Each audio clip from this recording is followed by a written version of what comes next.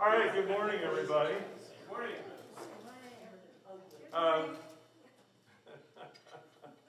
So glad you came out, and many of you came back after the first time, and so that's good news. And then I see some new faces since last time, so that's awesome too. First order of business. I'm sure everybody's noticed by now, but today is Norm's birthday. Hey! So he's giving me the evil eye for. Can we sing happy birthday? Yes, that's what that was my next thing on the agenda. So, happy birthday to you. Happy birthday to you. Happy birthday, dear Norm. Happy birthday to you. Yay! Or if you want You to can touch deal with me tomorrow in men's group. ethnically, gratulerer med dagen. For our fine Norwegian man. Yeah, that translator means nimble Norm. And I would be remiss if I didn't point out that tomorrow is my beautiful wife's birthday.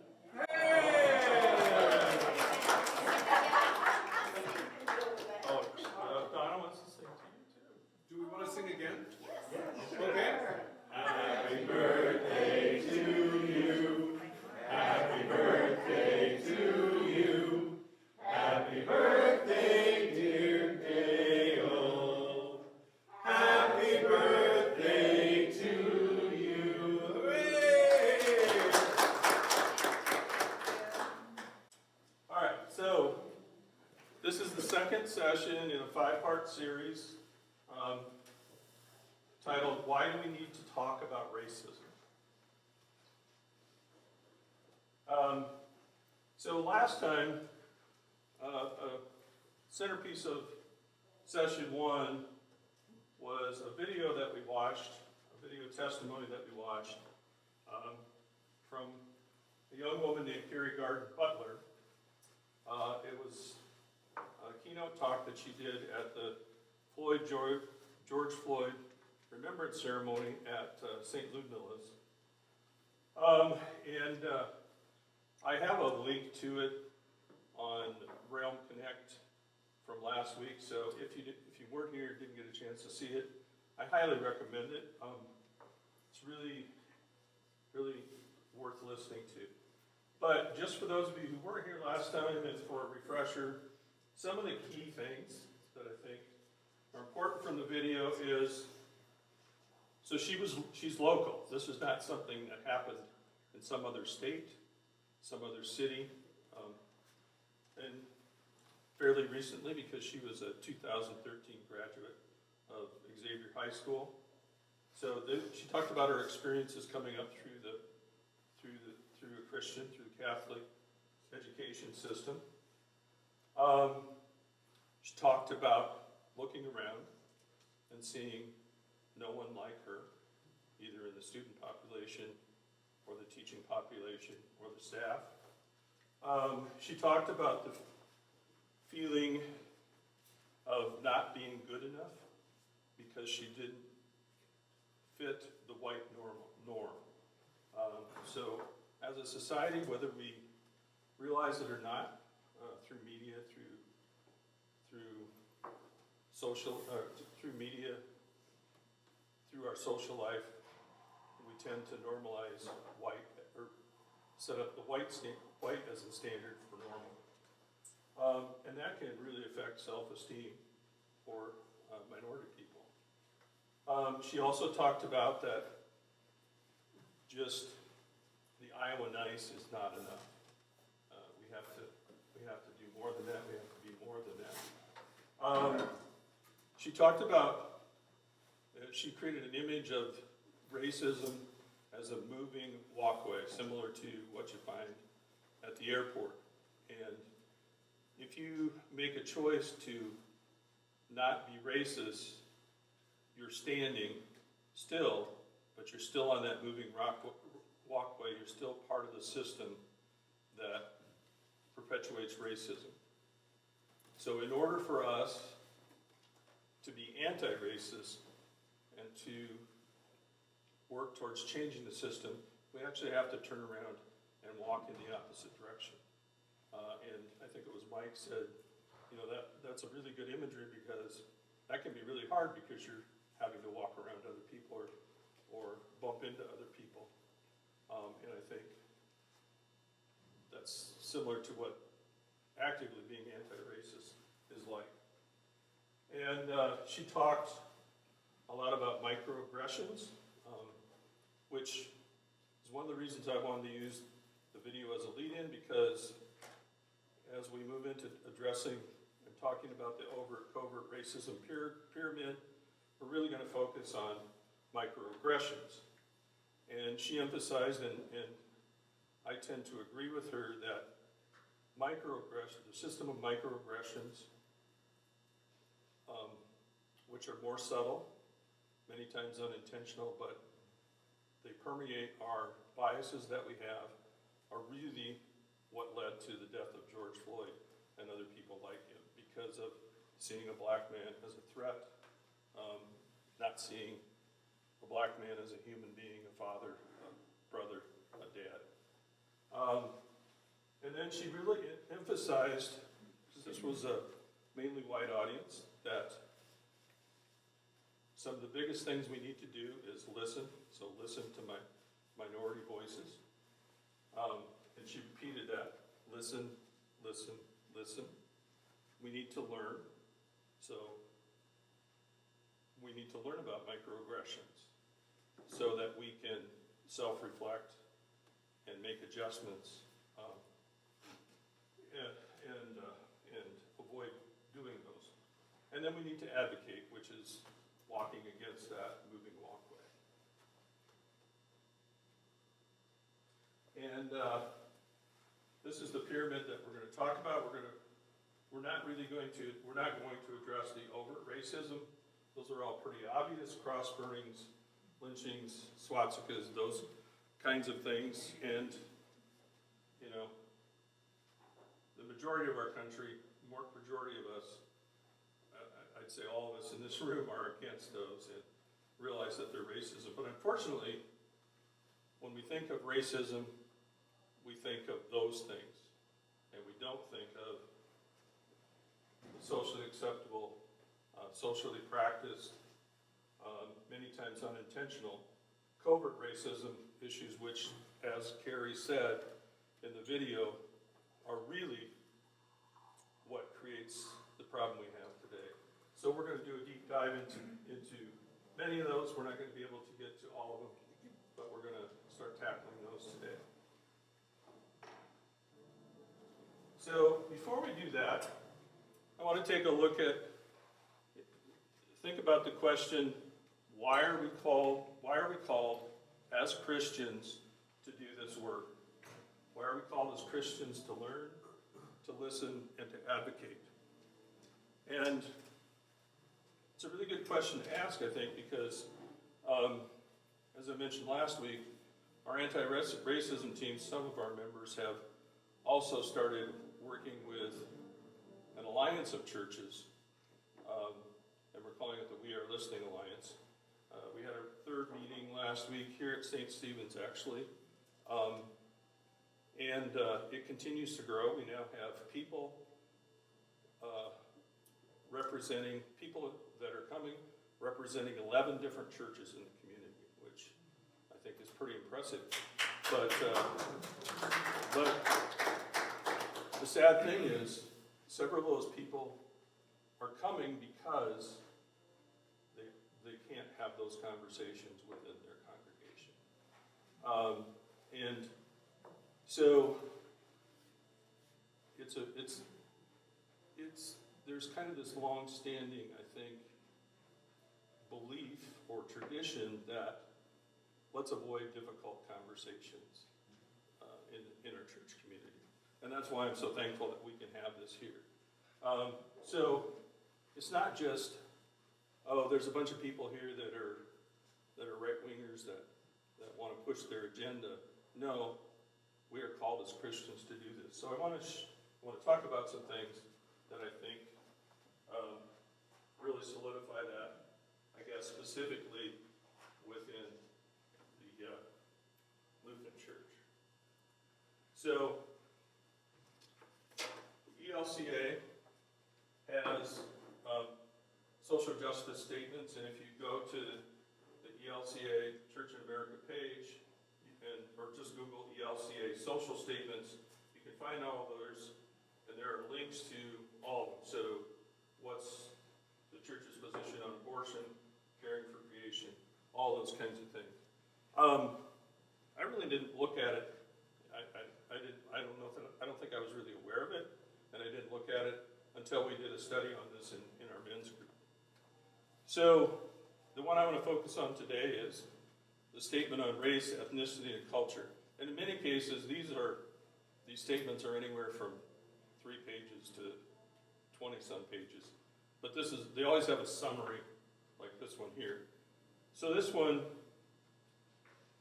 race, ethnicity, and culture expresses the ELCA's calling to celebrate culture and ethnicity. This calling commits the ELCA to confront racism, to engage in public leadership, witness and deliberation on these matters, and to advocate for justice and fairness for all people. The statement is grounded in the conviction that the church has been gathered together in the joyful freedom of the reign of God as announced by and embodied in Jesus.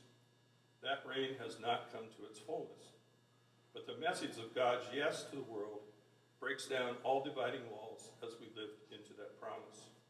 In daily life, cultural, ethnic, and racial differences matter, but they can be seen and celebrated as what God intends them to be, blessings rather than means of oppression and discrimination. We are a church that belongs to Christ, where there is a place for everyone. That sound familiar? Christ's church is not ours to control, nor is it our job to sort, divide, categorize, or exclude. So I think that's pretty powerful. The other piece I want to talk about is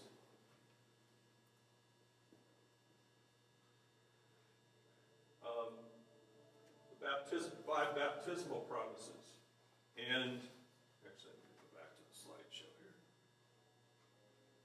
So this is a document that gives details about each promise. On this slide, which I'm not going to read through, but you can see what the 5 baptismal promises are. And if you're like me, sometimes I listen to those during a baptism, and they just I kind of space them out. But the 5th baptismal promise is strive for justice and peace in all the earth. From the book of Micah, and what does the Lord require of you but to do justice and to love kindness and to walk humbly with your God? From Matthew chapter 5, blessed are the peacemakers, for they will be called children of God. And then from page 5 of the ELCA social statement, church and society, along with all citizens, Christians and others have the responsibility to defend human rights and to work for freedom, justice, peace, environmental well-being, and good order. And then this is just kind of a summary.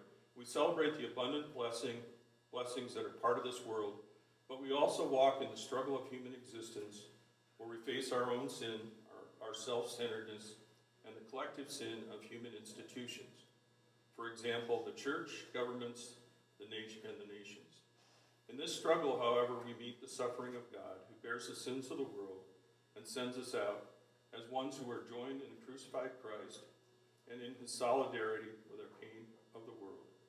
As believers in Christ, we are called to be about the work of justice in our personal and public life. We recognize that God's justice is something deeper and purer than our own best understanding of justice. And yet we are called to love our neighbor as we would ourselves. We speak truth in love as we participate in God's mission of abundant life for all. With a deep awareness of our sinfulness and the sin of our society, With humility, we speak with respect and promote change. And God calls us to speak out. An enemy of justice is silence. A justice mindset is one key way we practice our faith. A mindset and a heart filled with peace is faith in practice. Practicing our faith is something that we may never master. We always have more to learn. The focus of our practice is our gracious God, not the practices in themselves. Our faith practices are always an offering of response to our gracious God. So, fifth baptismal promise. And then, of course, recent education legislation. I include that too because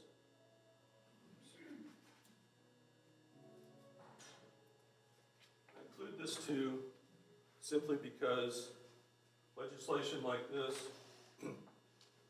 makes it even that much more necessary for us to have these conversations and do this kind of learning within our church family and within our church community, because it's likely not going to take place elsewhere as long as this kind of legislation exists. Jonathan, did you want to say something? You're making the assumption that everyone can read that. You're missing out on me anyway. Yeah. Oh, I'm sorry. Legislation like this. What is this? I apologize. So this is just a headline. It's not specific. It's not addressing the specific legislation. So this headline says, Iowa governor signs law banning some concepts related to racism, sexism, from diversity trainings to school lessons. So it's a legislation against teaching about diversity and certain aspects of diversity in our K-12 school system, and I think some of it goes beyond that. So I've asked Pastor Ripa to, since she's much more of an expert than me, to maybe make a few comments related to why we're called as Christians to do this work. So I will keep this really brief. Well, you know here at St. Stephen's that our welcome statement is rooted in the command of Jesus that we love one another as Christ loves us. And so there cannot, as far as I can understand, there cannot be any reason why any of us who are trying to follow Jesus should discriminate against anyone intentionally or even unintentionally.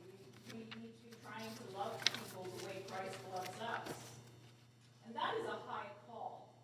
And for myself, and I'll just say this personally, my approach has always been that the Bible tells us that every single human being on the planet is created in the image of God.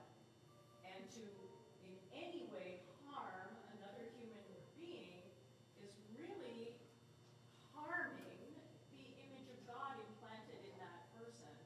And as Christians, that should be at the forefront of our minds when we see another person, even if they look odd, if they're behaving odd, whatever might be happening, is that this is a child of God created in God's image, and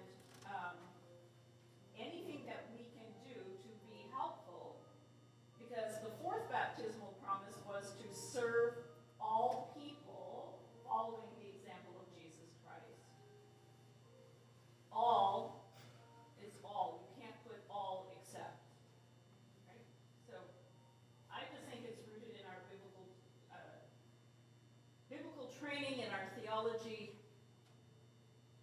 We don't, if you're really serious about following Jesus, you need to be doing what he does. There's a little cartoon in the office, and it's a picture of people drawing lines on a piece of paper in squares, and Jesus is there and he's got an eraser, and he's erasing the line. I think it speaks for itself. So yes, we are called to do this work in whatever capacity that we are able. And none of us will do it perfectly, but that's okay. Just try.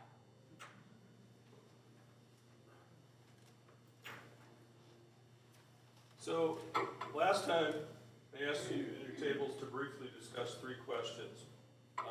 What is racism? Does racism exist in our community, schools, and country?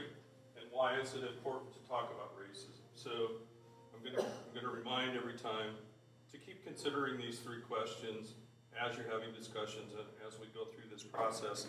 And then we'll come back to some discussion on these during our last session.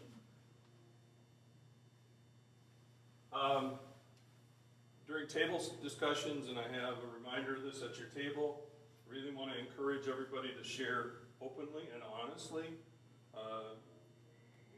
Pass no judgment on anybody else. In order for us to grow, it's important to share honestly, be able to share honestly, and know that other people are going to listen to us. And wherever each of us is at, it's okay. So hopefully you'll be able to do that. And it's okay to have differing ideas and thoughts. Again, that's how we challenge ourselves, that's how we learn and grow. Please, when somebody else is speaking, listen for learning and understanding. And then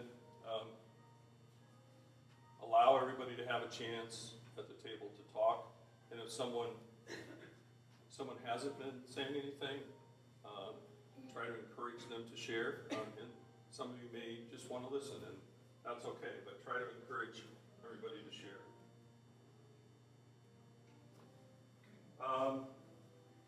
So at your table, you have a pile, and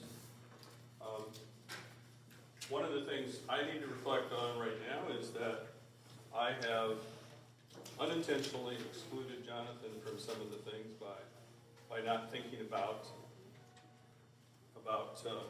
the site issue. So what I made a note for next time is to have some things printed out in larger size so that you're able to do that. So I apologize for that.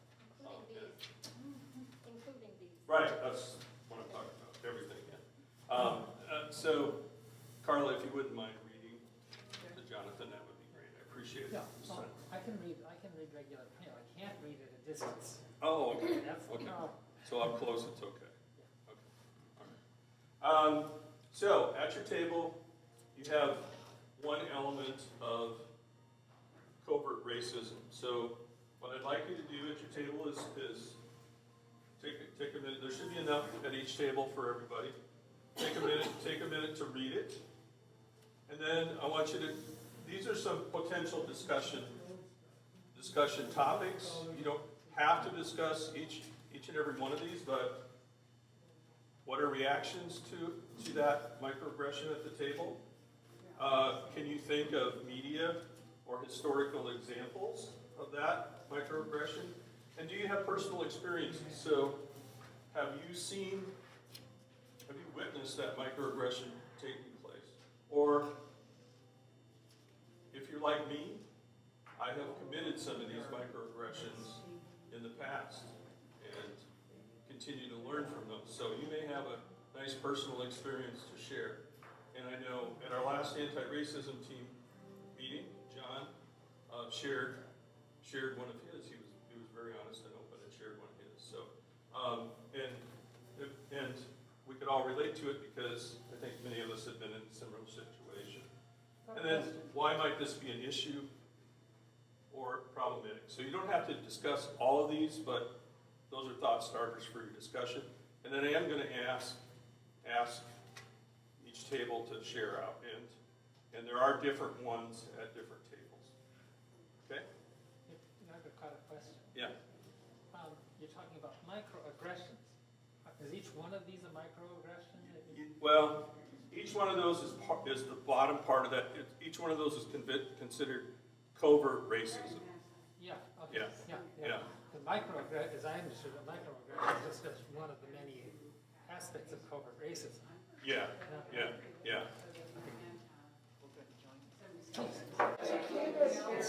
Okay, some really good conversation going on. Sorry. Some really good conversation going on. I'm anxious to hear some highlights from each table.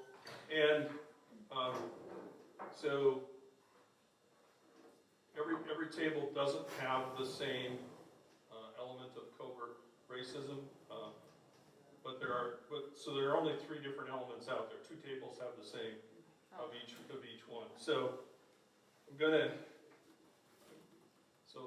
think about maybe what you'd like to share that would be good for other people to hear who weren't part of the conversation. So let's take a look at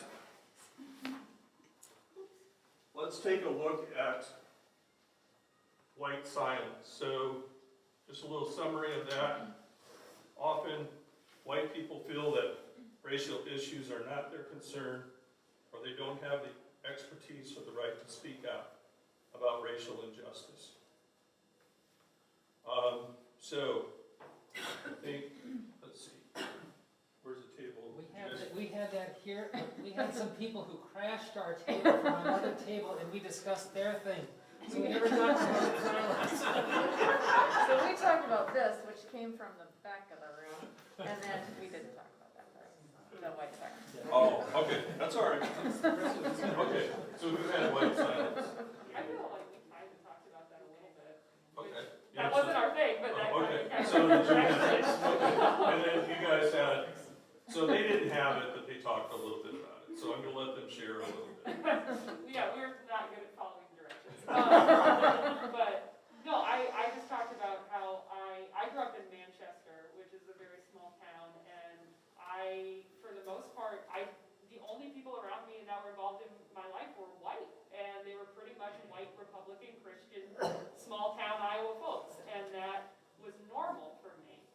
And I remember at one point I had a friend, she was adopted, she was Chinese, and I asked, and I was like 5 years old, I asked, why is she different from me? And I remember a lot of it was, she's not different, don't worry about it. That's not an issue, that's not a thing, and it's like, she's, we love her all the same, it's whatever, but there was no acknowledgement, and there was like no discussion geared for kids, like in the community of what When you race say was. we talked about it, was that in the classroom or just as? Yeah, it was addressed there. My family, I grew up with my mom and my grandparents, and so in a lot of ways I had a very, I'm gonna say traditional upbringing because my grandparents did a lot of the raising me.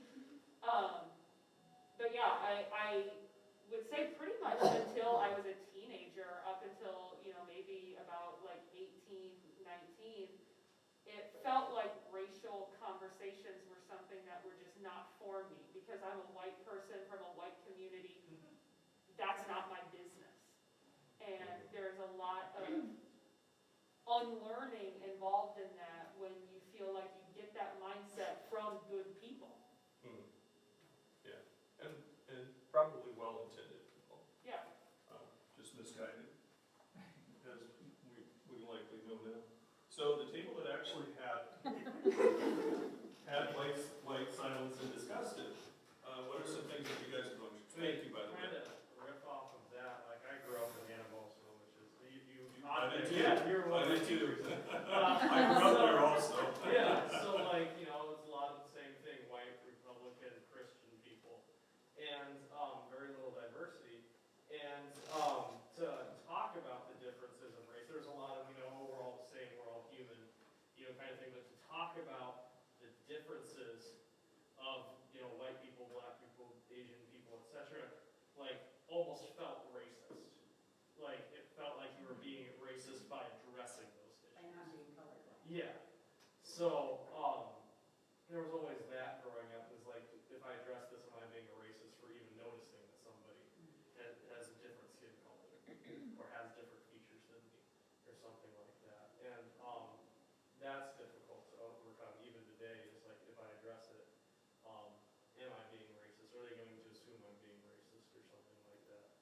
I think that's something a lot of people struggle with too, is just addressing and becoming racist. That's something that I've listened to, I've had a conversation with a coworker about, that if you bring it up in general, it's just am I being racist? So I think that's something that, just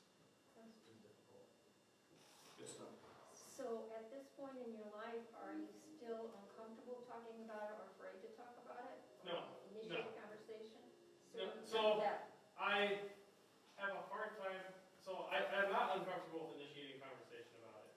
It's more so, there are a lot of people, who do feel that bringing it up is racist in itself. It's very difficult, I think, to kind of try and challenge them about that, and to tell them it's not racist to bring it up, it's not racist to notice differences between people, what's racist is treating them differently because of those things. You work at one of those large buildings, don't you? I work at home, but yeah, we don't work for a training center. Okay. Because that's something I was curious about. It's been a few years since I've been in that area. But I know part of my training at the last job I had for a big corporation was the diversity training, which now, yeah, certain people don't think we should even have. Is that something still active in your workplace? So we have regular like e-learnings or like just modules we do on the internet that address that kind of stuff. There are elective seminars that you can be part of outside of normal business hours. Some of them are during normal business hours, but most of them are like, I think before or after work. But a lot of it's done through these e-learnings that we do. So. Bringing up work stuff, the other week we had the company that owns the company I work for has a big push with diversity and inclusion. So we had a day of inclusion. And the really nice thing about it was there was a bunch of leadership coming together and they were kind of given a prompt. And there was a lot of stuff related to microaggressions, but in the end, I think what was most fruitful was the actual conversation. And IT in general is really progressive in a lot of issues.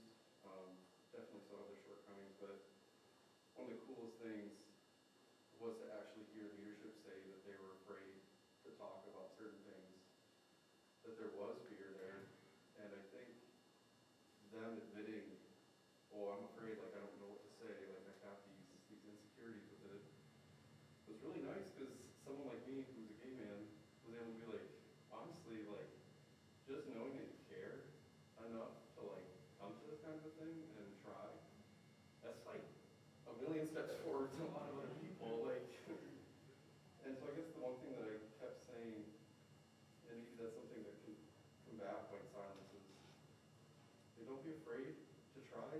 Kind of like Rick said earlier, don't be afraid to like make the mistake, because it's through the mistake that you learn. And maybe that's a way to combat white silence, is just encourage people to keep trying and to not be afraid of making a mistake if you're also learning from it. So just a thought. Thank you. So, yeah, the animals, similar to the Manchester experience. Of course, I started teaching there in 2002, and one of the things I was always sad about was lack of diversity at that particular time. And I even told my students that I felt bad for them because they were at a disadvantage, because they were going to go out into a world that was much more diverse. But over time, the last 5, maybe years I taught there, we had a much, an increase in black student population because of migration from dangerous inner city Chicago. So I had the blessing of being able to work with students then. And I guess the conversation I would have with students related to diversity is that that everybody is valued, and that we need to celebrate diversity, because in the same way that we celebrate when we go for a walk or go out in the garden, and there are so many different kinds of flowers, and they're all beautiful, and that's the way it is with human beings. And so we recognize those differences, and then we value the beauty of those differences and what they contribute, because it's more than just skin color, much more than just skin color. It's about what each gifts each person has. And then, as a retired teacher, and having gotten myself into becoming more educated since George Floyd's death,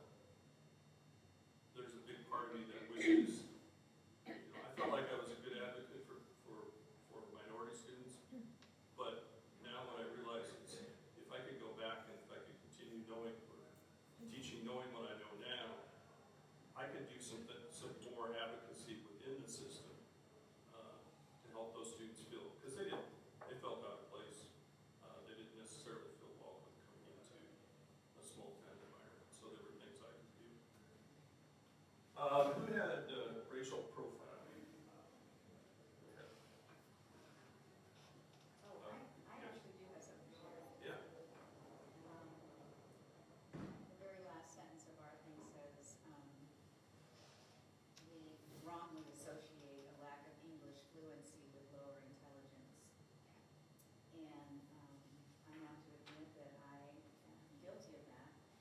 When I was working, I was in a higher management level at Waypoint, and we have a diverse. Oh, sorry. We have a diverse staff and diverse customers that come to our childcare. And but I was always afraid that some of the diversity people spoke not proper English, was, the way I thought of it.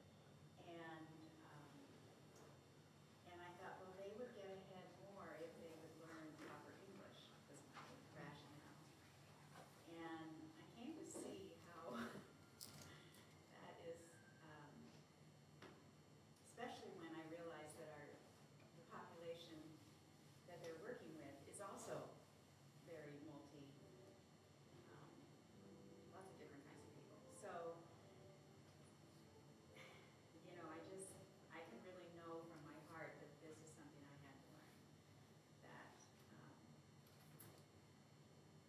even though I thought I had good intentions, or, the thought was intended to be good, it really was choosing to say that because they're not speaking what I consider proper English, they're not going to, somehow they're less worthy or whatever. So, that's Sort of like profiling. yes, that's what I'm doing. It's a good- Thank you for being vulnerable and sharing that.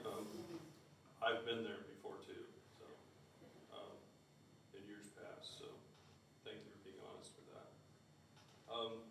Any other highlights of racial profiling that you guys want to share?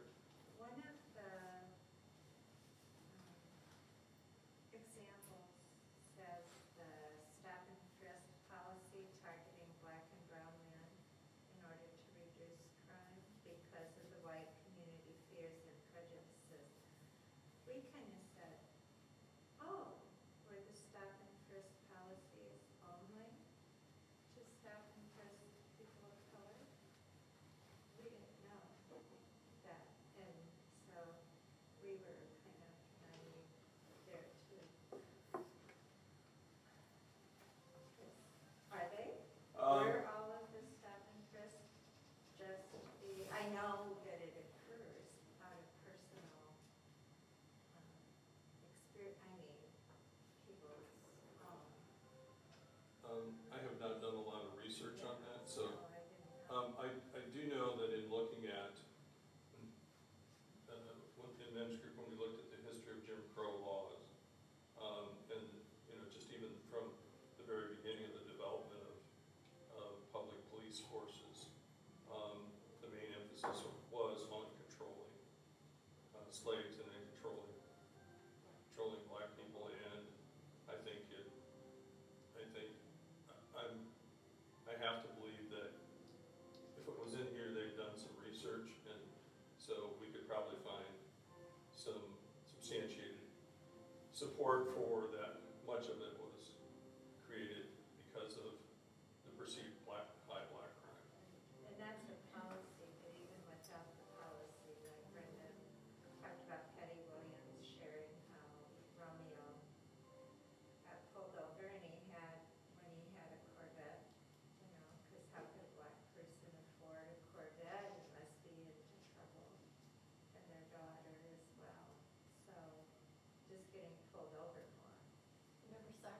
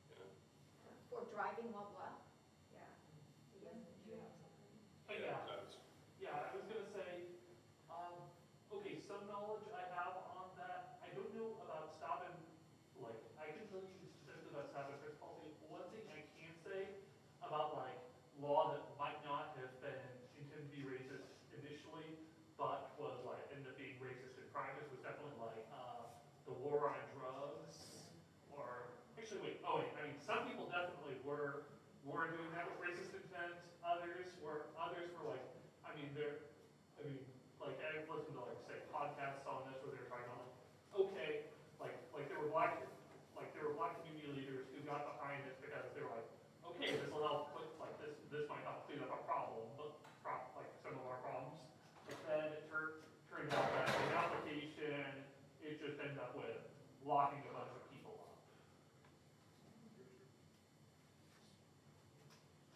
It's just sprung in my mind, maybe it's a strange thought, but when you talked about stop and frisk and the idea that in the summer of 2020, when people of all colors were coming out to speak for Black Lives Matter, there was a lot of cases where there was stopping and frisking and problems with the law enforcement when it was a diverse group doing the protesting. Nobody was stopping and frisking those people when they went to the Capitol on January 6th. And that was primarily white. Maybe I'm way off on that, but that observation just came to me while we were talking about that if the Capitol Police and the rest, you aren't profiling white folks when they come in the thousands to do terrible things, but yeah. Okay. Did this table have racial profiling, any highlight that you guys want to hear? You shared the story of your student, I had which a- combines color and language. I had a young man who was born in Africa. English was his second language, and had a stutter, and still does have a stutter. He did very well in the program that I taught in, and went out into the workplace with many of the contractors who are former students of mine. I know many of these contractors personally, and he experienced more difficulty than any other graduate of the program from that year in finding employment. I firmly believe he was profiled.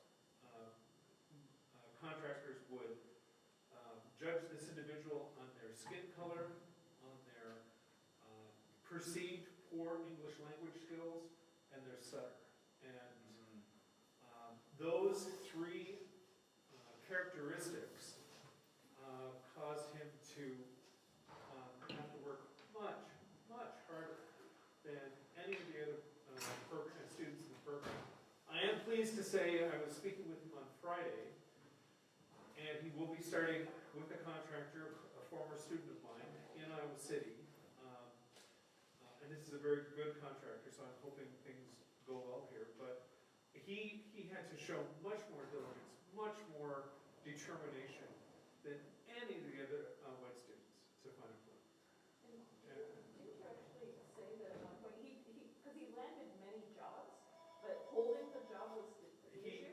And that in one of the places he worked, some of his coworkers actually went to the boss and went, Yes. because he doesn't speak right. He was with a contractor who I was speaking with last Saturday, and this contractor said to me during one of the breaks that they just could not understand this individual, that they tried, but just finally had to let him go. Okay, I was white silence. I was on a break. I was on the clock. I didn't have the time to engage with that contractor at that point, but I was very disappointed in those contractors' comments. That was very disappointing to hear that contractor say those things. Did anybody participate in the online 21-day equity challenge? So United Way sponsored in September 21-day equity challenge, and one of the things they addressed in there is profiling. The studies that have been done that truly demonstrate profiling on resumes based on names. And some of it's gender, some of it is biased towards minority-sounding names. This table had denying institutional racism. Any highlights to share related to that?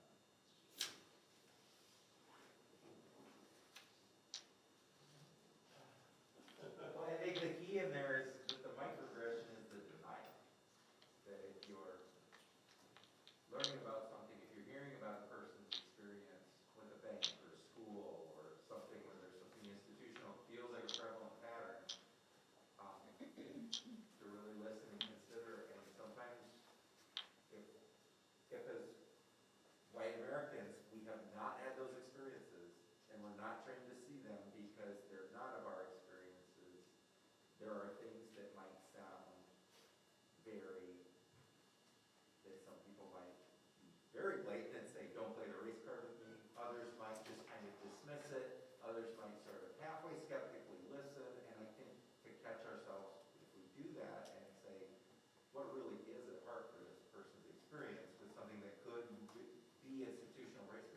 whether it is or not, if like this is their experience. I don't know, that's kind of my take on how that could be microaggression. So, I'm gonna play a short video that talks about kind of a deep form of institutional racism. It's related to redlining and how it has had a long-term effect. Although made illegal in 1968, many politicians and journalists point to it as a fundamental reason for systemic racism today. But let's not get ahead of ourselves. Today, in this video, I'm going to cover what redlining even is, how it got started, and how even after it was made illegal, we still feel its effects today. But of course, before we begin, I want to thank you for watching Ben Explains. My name's Ben, and I'm going to be your host for this video. Make sure to click that thumbs up and smash that subscribe button down below. Now let's talk about redlining. Redlining is when lenders refuse financial services, including denying mortgages, insurance, and loans based on a resident's race or ethnicity.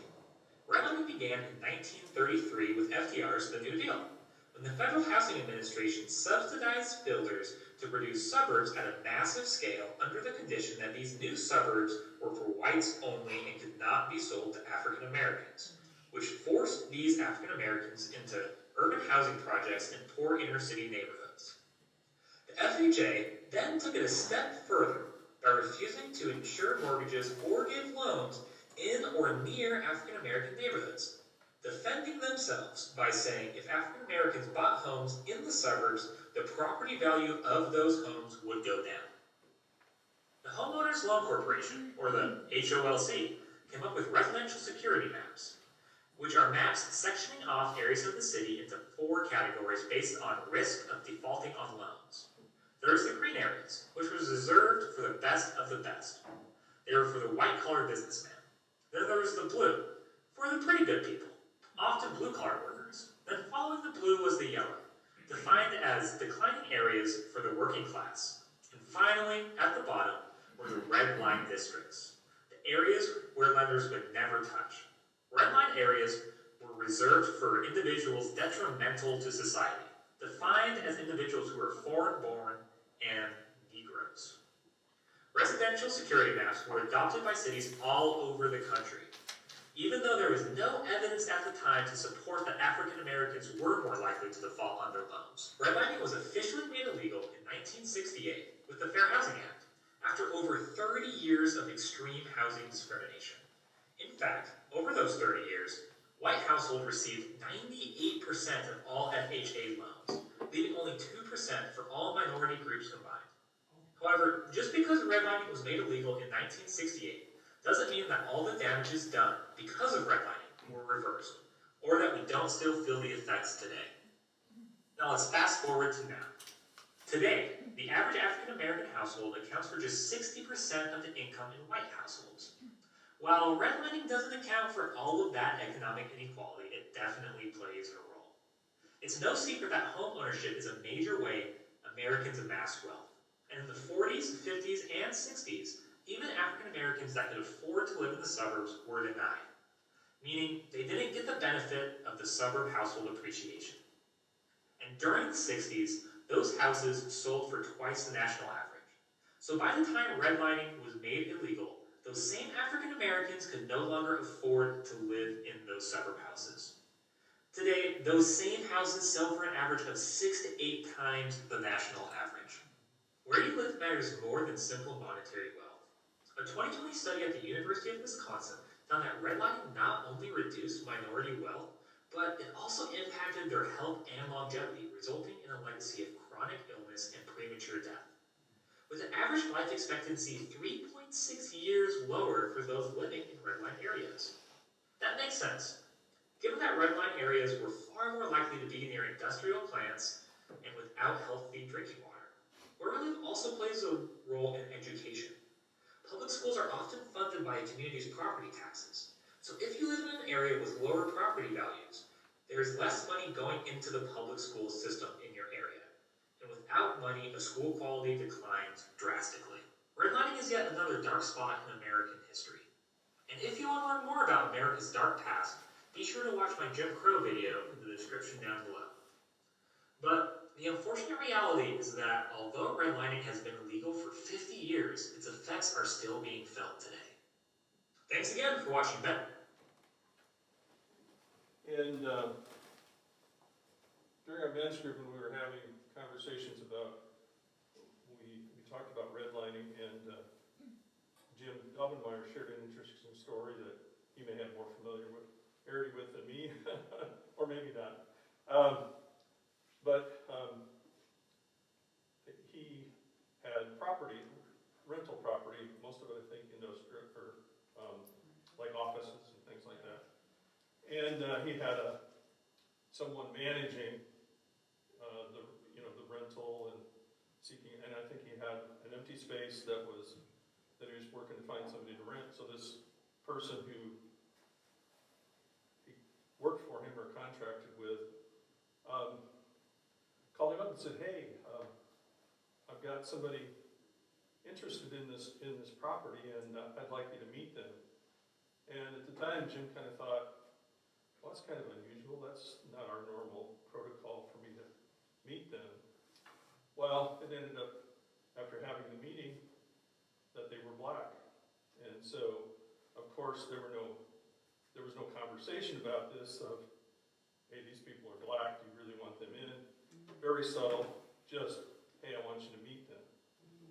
Assuming that Jim may not want, may be concerned about someone who's black renting the property, or that kind of thing. So even though, like I said in this video, even though redlining is illegal, practices still exist. And it just hits me really hard how much of an impact that has had on long-term on black people especially.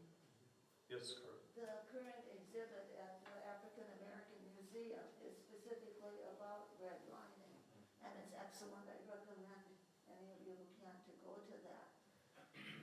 Yeah, I think it's there through August of 2022. Yeah. Mm-hmm. Yes, Mike? I wonder if an extension to redlining, although unrelated, but has big impacts, would be the credit score. Why folks have credit score they do, and what maybe some institutional factors are that have it lower for you, because credit score is a big deal. I mean, Yeah, you have to pay right, higher what you interest can rates. do, and that might be the new barrier, or one of the new barriers. Mm-hmm. Yeah.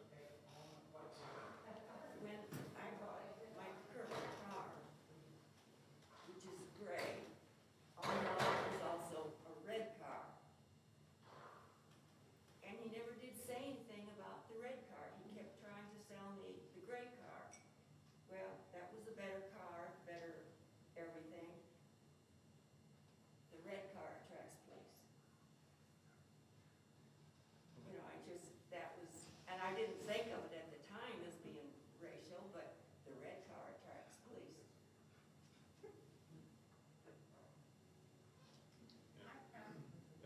I think validity of it, I won't say it was a Facebook meme probably, but I did read that the United States is the only country that funds its education system through property tax. Other countries redistribute. And that, has such great implications throughout this nation. It's ridiculous. This is sort of related to the redlining, and I'm not sure exactly if this is kind of an extension of it. When we first moved to Iowa in the Quad Cities, and we were looking for a place to rent, we visited with a realtor, because of course we knew nothing, right? I mean, we were totally new. I knew 6 people in the Quad Cities, and I had met them once at my job interview. And so we went to this realtor, and they had a map, showing all the Quad Cities. And the real estate agent said, "You do not want to live in these areas." Oh. And this was in 1998. You don't want to, and it was like, sorry. The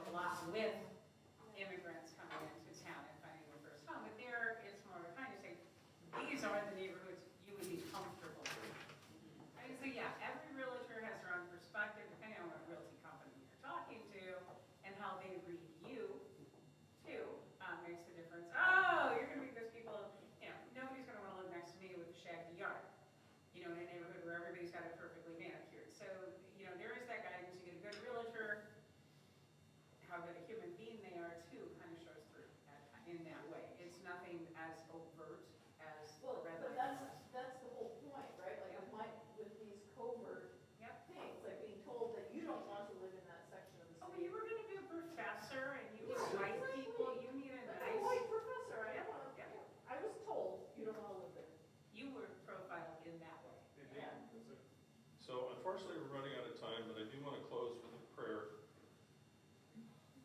Dear Lord, as we seek justice and peace in all the earth, help us to be active in the following: praying for peace among nations and peoples, feeding the hungry, caring for the earth, forgiving others as we have been forgiven by God, challenging the systems that perpetuate poverty, speak out against injustice, advocate for social justice and the marginalized, and help us to love all of humanity, respecting everyone, and seeing differences as a gift from God. Amen.